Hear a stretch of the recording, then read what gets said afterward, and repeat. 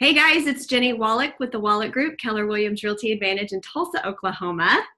Today I am so honored to introduce you to Jeff Glover. He really doesn't need an introduction, and you are going to learn so much from him. Thanks for watching. This is your Agent Success Secrets, and thanks for being on the journey with me. Jeff, hi. Hi, thanks for having me on. I am so excited to chat with you, and thank you for your time. I know it's valuable. And so Sure. really in our short time together, let's just maximize and get to just the meat of who you are, where you've hmm been, how you've grown, and where you're going from here. Okay. I'll let you just take the stage on, your background, how you got into this crazy business, and I've got some little insight and stories I do want to throw in along the way. Okay. We didn't talk about this beforehand, so all right, we'll see where those go. Well, go ahead and tell everyone where you serve because they'll Yeah. have a referral for you. And go ahead. So I'm from Detroit, Michigan. That would be, I guess you call that our headquarters, but we sell the entire state of Michigan. So Detroit, Grand Rapids, Lansing, Traverse City, Kalamazoo, the major cities in Michigan. We cover all of them. Okay. And I started in the business 2003 as just a real estate salesperson. And from 2003 to 2005, sold close to 50 homes. My first year in the business, I sold 30 homes. My second year in the business, I was on track to sell 45 when I made the decision to get into leadership because a couple reasons. Number one, I was 20 years old and thought I had sales all figured out. So, that ego, right? But also really the calculated reason for that is because I knew one day I wanted to have a large real estate company. And in order to have a large real estate company, I thought it made sense to go learn how to manage, train, recruit, and motivate and coach and so forth. And so about a year and a half into the business, I was very fortunate. I met a husband and wife owner of a large national franchise here in Metro Detroit. They had 16 offices, 600 agents, Paul and Kathy Schweitzer, and they took a chance on me. And they handed me one of their most failing offices. I mean, the previous broker left and opened up his own firm and literally wiped out the office, and there was maybe 8 or 10 agents left. And so they said, if you can turn this around, you got the job. I said, well, what do I have to lose? I know how to sell real estate. I've been doing it for a year and a half, so I'm an expert, right? But I mean, I did obviously have quite a bit of early on success. So I felt like I could teach others how to do the same thing and then learn how to recruit, train, manage. And I did that for a couple of years and turned the office around. And I got the opportunity to become their director of training and recruiting for all of their offices. So it went from managing one office to now traveling to all the offices and recruiting and training and motivating and so forth. So I did that for a couple of years and made the decision in 2008 that I wanted to get back into real estate sales full time. And that was the year that, and even when I was managing, I was still selling. I was probably doing 25, 30 deals a year managing, because I've always felt that you need to have some sort of credibility if you're going to lead people to do things. And so I kept that piece going, and in 2008 made the decision to get out of management and go back full-time into real estate sales. And that year, me and another person closed 102 transactions. And that essentially is what started as Jeff Glover and Associates, and it grew from there. In January 2009, I joined Keller Williams and opened up a mega agent office from day one. And it was a great time to be in real estate, 9, 10, and 11, especially in Detroit. But, there was certainly a lot of learning experiences and so forth through those years. But so that's kind of how I got started. Jeff, you have shared with me your story before real estate. Where did you really get the skills that you have today? It came before you got into real estate. Yeah, so 2 places. I sold consumer electronics for Circuit City. I was a sophomore in high school, and I was there until my senior year. I was number 1 in the state of Michigan for Circuit City. It was a commission-based business, and I learned the basics of selling. When I say the basics, right, it's the features and benefits, right? So here's a product, and here's how it's going to benefit you type of thing. And then from there, I wanted to get into car sales because I wasn't old enough. I was a senior in high school, and I wanted to sell a more expensive product. So no car dealerships would hire me. I mean, I literally walked into car dealerships like carrying my plaques in, and no one would hire me because it's only full-time in that business, or at least back then it was. So I went into a large furniture chain here in the Midwest, Art Van Furniture, and same thing. I lugged my awards and plaques in, and one store said, "No, we're full-time only here. You know, we got a full month training program." And another store basically told me the same thing. And as I was walking out the door, a gentleman who's still a mentor to me today, his name's Eddie Blaine, stopped me. He said, excuse me, come back here. You know, what do you have? What'd you bring in? Like, well, this is what I accomplished in 2 years at Circuit City, and I want to sell furniture because I know the prices of a furniture order is more expensive, whatever. So I sold furniture and learned with all the old time, sales guys, Yeah. I really want to dive deep on this because you shared this story with me and you may not even remember it. And when you shared it, you said out loud, "Oh my gosh, I kind of forgot that was part of my story." And it was because, what did you have to do because you weren't old enough, or you only got the certain kind of orders? Yeah. So they made me, yep. So the policy is we can't hire anyone unless they're full-time, and I was still in high school. So they made an exception, and they put me in the clearance center. So I was only able to work dropped customers, and they handed me a book. It was probably like 4 times the size of this. And this book this was 2001, right? So back then, layaways, Kmart layaways were popular.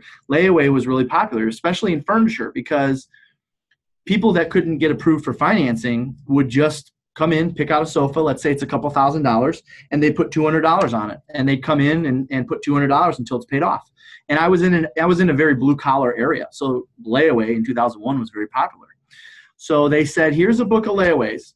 If you go through this book and convince these people, these are all people, by the way, who haven't made a payment in over 30 days. If you convince these people, because back then you make a small, you get your paycheck and you make a small payment, right? 2 weeks or whatever.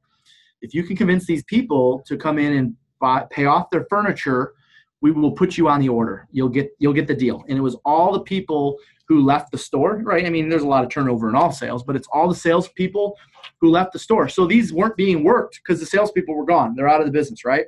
So they gave me this book of layaways, and they said, you convince these people to come in.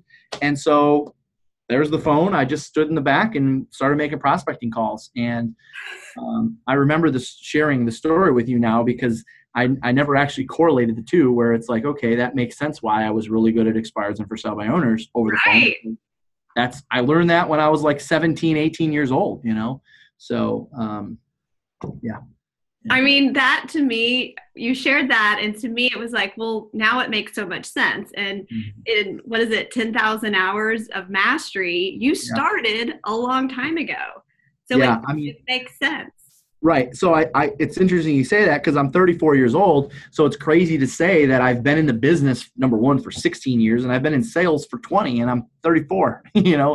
Well, no, I guess 15 is when I started at Circuit City. So whatever. Well, I love that story. I wanted others to hear because I think that a lot of times there's misconception that we hop into this business and we just know right what to do. You'd been working on yourself and your skills. And back in 2009, you joined Keller Williams. You were put on stage, and let's just go from there. What was your main story back then? And then how have you grown since then? So back then, when I started in the business, and definitely the 2009 year, it was a very similar thing. Hey, here's a book of scripts. Here's the people you call. Here's what you say when you call them, when you call them. And so I didn't think anything different. I was used to that already. So I started every day with prospecting, essentially from when I started it back, when I came back into sales in 2008, all the way up until a couple of years ago.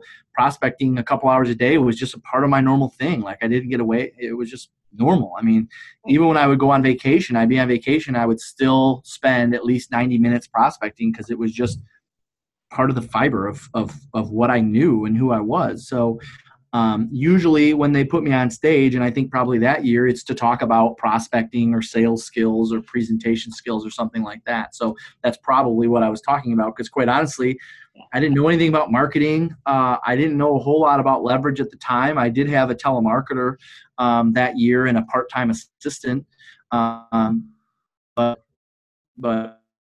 it's mostly been focusing on my sales skills and talking to as many people as possible and getting out in front of as many people as possible. And that's it. Where does this desire and addiction to succeed and your drive come from? Well, you're really putting me on the spot here. A lot of people don't know this, but my parents got divorced when I was 10 years old. And my mom moved to an area where the schools weren't as good, because obviously when you get divorced, normally each party can only afford so much, right? The affordability drops. So my mom moved to an area where the schools weren't as good and said, you need to go live with your dad, who moved into an area where the schools were great. It was a very high-end area, but he lived in a trailer park. And so it's kind of an oxymoron. It's kind of like where I grew up for those high school years. I wouldn't call it the Beverly Hills of Detroit, but certainly like a high-end area, where the average sales price, to give you an idea, the average sales price in Detroit is $200,000. The average sales price in this community was $500,000. So it was living in a trailer park in a high-end area where I was forced I wanted to have what everyone else had. Everyone was always talking about, they got like $1,000 to go clothes shopping. I got $100, right? So I wanted to have what everyone else had, and it forced me to get to work, right away. And so I played football and worked for Circuit City and eventually the furniture store while I was in high school, so I could have everything that everyone else had. And that's worked out for you. Yeah, I mean, it definitely gave me the motivation to say, you know what, I don't want to be in that position again. It was pretty embarrassing. I mean, when you moved to, first of all, I moved in the middle of ninth grade, right? So you're saying my same story. This is awesome. Yeah, I moved in the middle of ninth grade. So you're already not without, you already are at a huge disadvantage. And I was in an area where people literally openly talked about how much their parents made and how much their home was worth, right? So when I'll never forget in an art class, it was going down the line and it got to me and I'm like, well, I had to make up. I live in Highland Hills Estates. And they're like, where's that? What's that? I'm like, oh, it's off of this road and this road. And I'm like, okay, let's go on to the next person. And like, literally, like I was pressed, and I finally had to admit it was a trailer park, because nobody wanted, so anyways. Well, that does help motivate you. And now you get to have all of this success that you've created all on your own through your own hard work. And so where are you now with, we say you sold over 1,000 homes last year. Yeah. So I'm still in production. That's something I'm not, unlike some of the other guys and gals, I'm not really in a hurry to give that up. I'm still doing personally 130, 140 deals a year myself. I got up to, it was probably 3 years ago, we did 900 transactions and I was responsible for like 200 of those. So I got up to that level. Now I have focused on some other things, so I'm comfortable doing 100 deals a year myself. And I have obviously great staff behind the scenes. So 100 doesn't feel like, when I say 100 myself, it's not really myself. I mean, there's other people behind the scenes, but I'm still going on 3 listing appointments a week and going out and getting contracts signed. And so, that piece I feel like won't go away anytime soon, because that's how I can connect and relate to what our people are doing, and to know exactly what to do and what to say when you get out there, because it's constantly changing. And I feel like a lot of these people will end up at some point losing touch with that, and it makes a big difference. And so that and it's part of my value proposition, right? Well, and if you love it, there's no reason to change it. So many times agents are seeing that they need to follow the certain path of what others have done. Yeah. That's a good point, because I really do enjoy that, right? So there are there's several success stories across the company, of people that got out of it and still have great, got out of personal production and have great businesses, and hopefully they have great bottom lines. And I hear it's because they hated sales. Well, I'm a little different. I love sales, Right.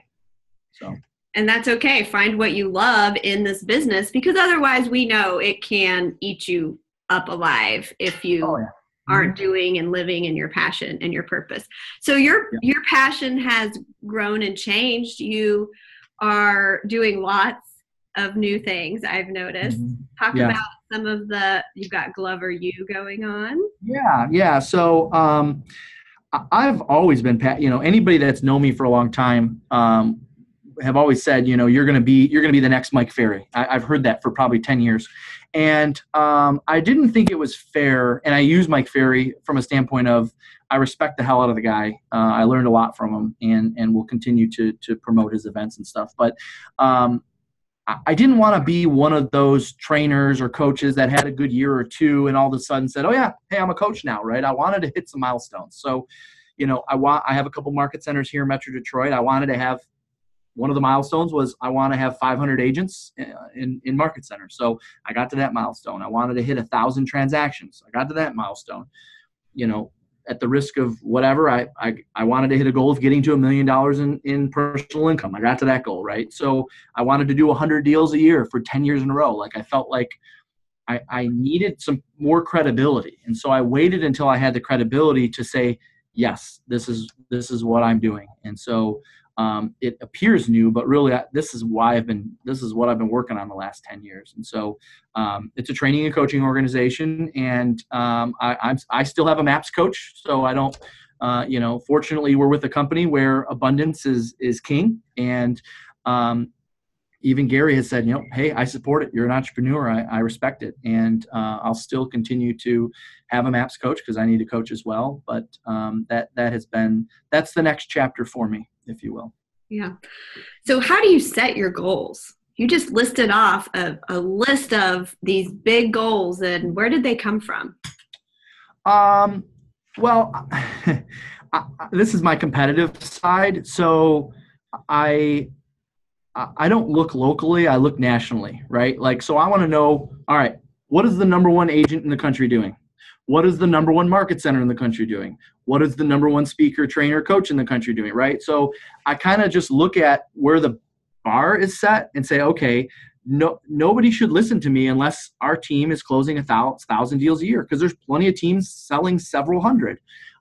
So same thing with personal sales. I didn't feel like I wouldn't have great credibility unless I was, if somebody comes to me and says, hey, I'm doing 25 deals, can you take me to 50? All right, if I'm not still doing 100 deals, I don't have as much, I won't have as big of an impact on that person if I'm not actively involved in it every single day. So I look at what the best of the best in the United States are doing. And that's how I set the bar. Are you hard on yourself? I would say I am from like a physical fitness and a health standpoint, because I really find that I put work and finances in front of that too much. And so, perfect examples of it are, I got this going on in the office, so I got to skip the Peloton today because this is more important right now. So I am pretty hard on myself for that because, we all want to get in better shape, whatever. And I have some great things in place. I've got a poor diet. That's my problem. I actually work out a lot. I just have a poor diet. But it's my choice, the choice that I make to say, you know what, I don't have time to prepare a meal or to cook a meal because I got to do A, B, and C. So instead I'm going to do this. I'm probably hardest on myself in that realm. So I know that all the friends out there in Facebook land gave me so many great questions to ask you, and let's get going. And we may need to come back to some. There were some great ones. They want to know about your organizational chart today, and then I want to throw in and what's it look like in the future, in the near future. So we've got an outside. So we don't have buyer's agents or listing agents. Everyone's outside sales agents. We call them OSAs. So we have an outside sales manager that's essentially responsible for the minutes, the questions, the success of our OSA team. And I still meet with our OSA team. I meet with them for a one-on-one once a month, and he does one-on-ones with them as well. We have 10 a.m. meetings 3 days a week where all of our OSAs are on, and I'm on those as well. So I'm involved with our OSA team. It's probably the most that I'm involved with our team, but we do have an outside sales manager that essentially is in charge of that group. How many of those do you have right now? I looked on your website. There was quite a few. About 25. Yeah. So we got, if you take my 100 out, we got about 25 agents doing 900 deals. So I think that works out to about 28 or 30, somewhere in the low 30s per person productivity. Okay. So then we have an inside sales manager, and her name's Kelly, and her job is to work with our brand new agents. Anyone that joins our firm has to go through the inside sales role. So they have to prospect for sellers, and they have to set listing appointments, and they have to make outbound phone calls. And they work with an inside sales manager for the first 6 months with us. And then after 6 months, they move over to the outside sales role. They essentially get promotion to that role. Then we have a operations manager. That's Taylor. She manages the entire operations team. She's responsible for a whole lot more than that because she's responsible for my schedule. I mean, she's essentially right-hand person, right? So she's got a lot on her plate and is incredibly busy with not only the operations of the company, but also managing the administrative staff. We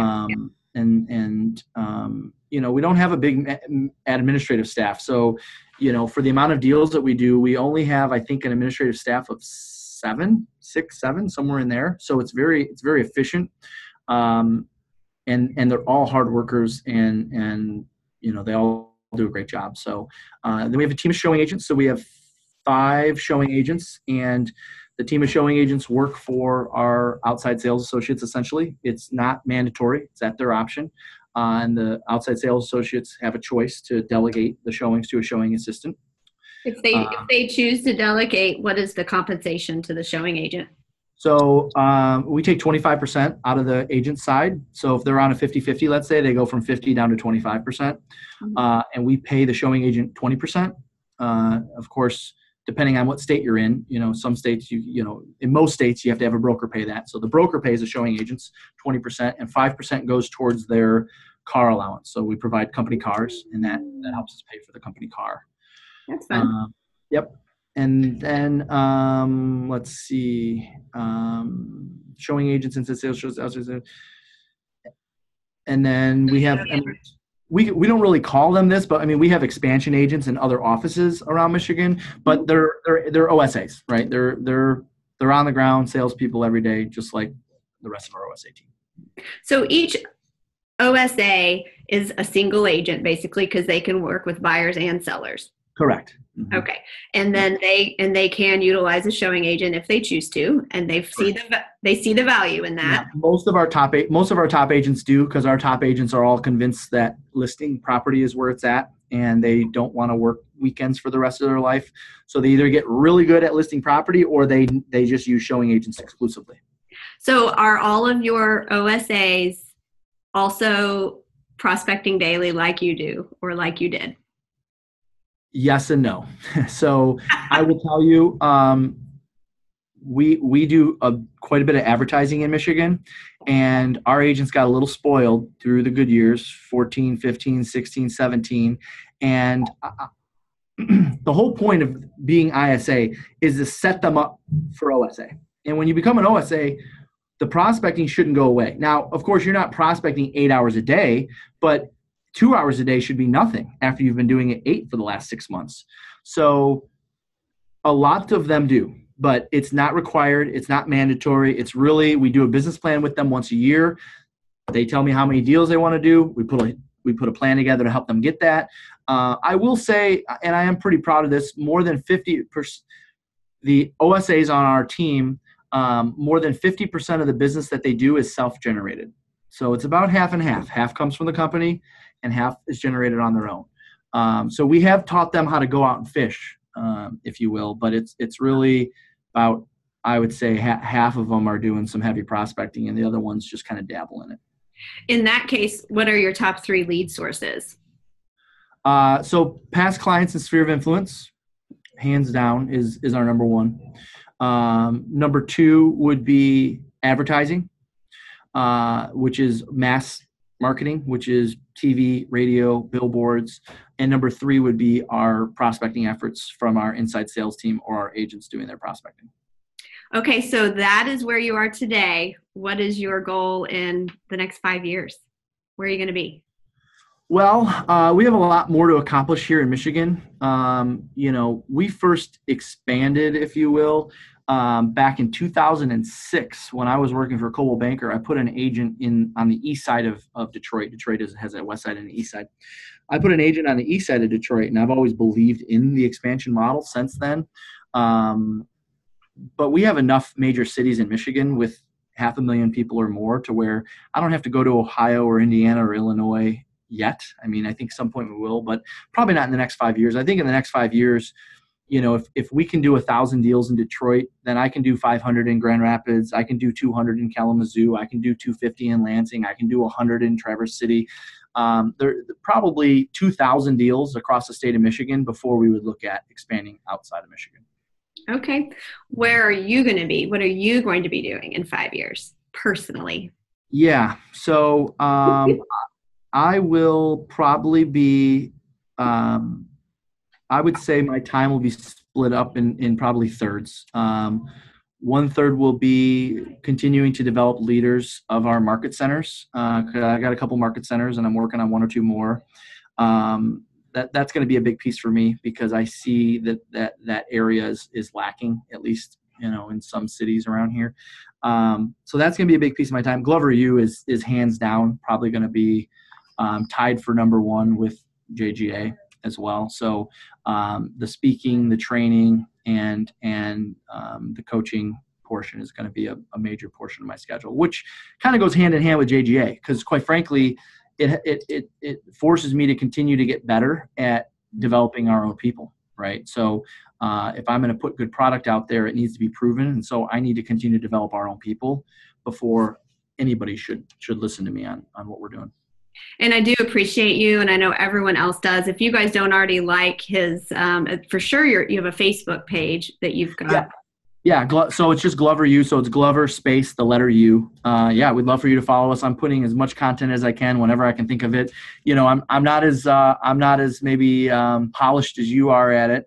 No, you put some good stuff out there too. But really, I put as much content out there as I can. Well, I love it because you're doing it for me and I'm just tagging my young team. And so they're like, man, that Jeff guy's smart. He knows what he's doing. You're like, oh, I taught him everything he knew. I met him back in 2009. Where do you think he got it from? Well, I have one final question for you, Jeff. Sure. At the end of the day, all of this hard work you've put in, you're so focused, you're so driven, and all around nice guy. I always enjoy my time with you. What's the purpose of all of this for you? I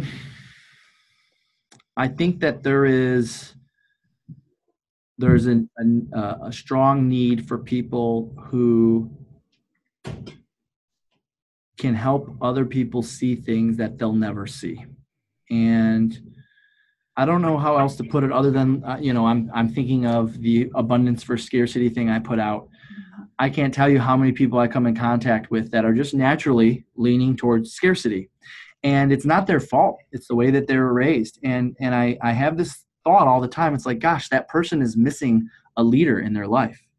And so I feel like it's my mission, especially when it comes to the scarcity versus abundance, because I'm very, very passionate about that, to be that leader in people's lives, even if it's from 1,000 miles away. Just people need more leadership in their life. And it's my mission to provide as much of that as possible. You're making me cry. That was a great answer, and it was very heartfelt, and I felt it, and I know everyone else will as well. So that everyone can share referrals with you, what's the best way that they can send them to you? They can find me on Facebook, obviously, Jeff Glover on Facebook, or follow us Glover U, but email is probably the best, which it's just Jeff, Jeff, at KW for Keller Williams, Glover.com, Jeff at KWGlover.com. I appreciate you. Thank you. Thank you for having me. Well, if you guys need anything from me, my number's 918-706-9845. Have a great day. Bye. See you later. Bye.